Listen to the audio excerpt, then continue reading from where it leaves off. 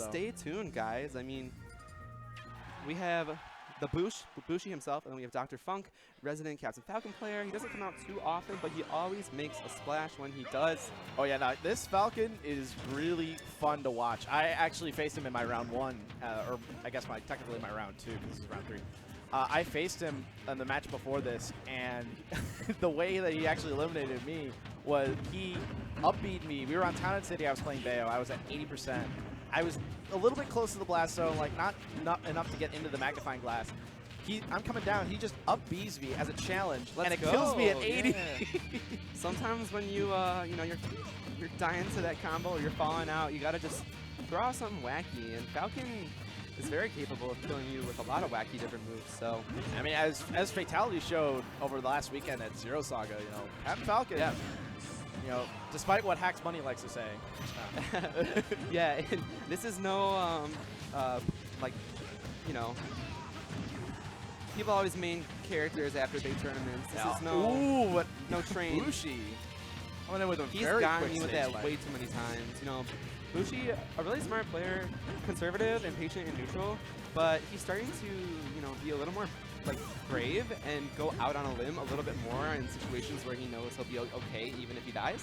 Yeah, that's one thing that I have noticed a lot with Bushi is he's adapted his punish style from his Bayonetta. Yeah, and integrated it with his Sheik and mostly like puts it in play off stage.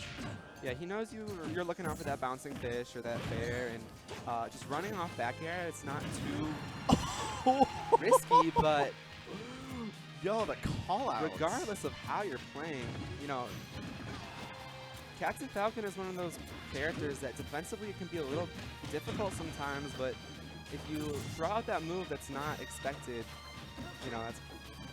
I know. Falcon has one of the biggest come from behind factors in the game. Like as soon as he gets rage, yeah, he a couple of good momentum, hits, and he can kill you gonna, very early. But that is gonna kill. Yeah, this opposite take. I mean, you know, forward air at that kind of percent. Yeah. You know, you always see the sparks with Sheik forward air, but you never like know like, yeah, is this the one? Is this not the one? And well, usually there's a percent where you can just be like, okay, well, if he gets hit by another forward air, then that's just gonna be lights out. Yeah.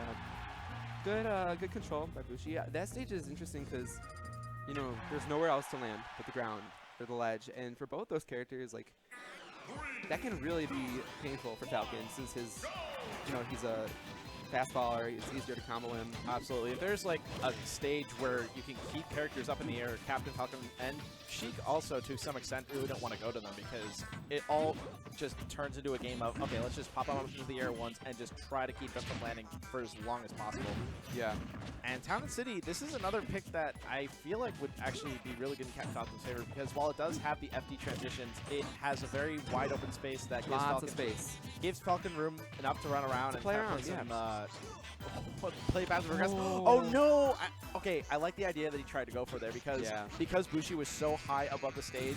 The side beat back to ledge, that would have been safe, but I don't even know if he was trying to do it. It might have just been a misinput. It could also very. We also almost saw an accidental footstool, but that didn't really happen.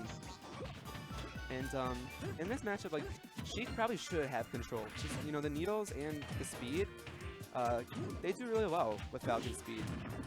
And, you know, lack of needles.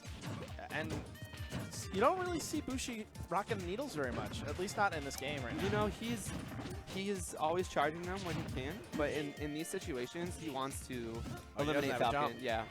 Ooh. Oh, he tried for it, but not. He was just off, and good drift on Dr. Funk to kind of avoid that. Like, that looks cool, but it's actually really kind of difficult to avoid. Again, that back air.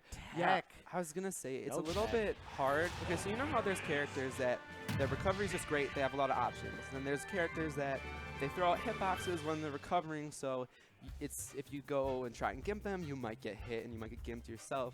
Falcon is one of those characters that since he falls so fast, he doesn't really have a lot of time to be, you know, messing around with defensive options that are hitboxes, except for his up B. So Bushi kind of seeing that and be like, you know what, I'm just going to go off until you're dead.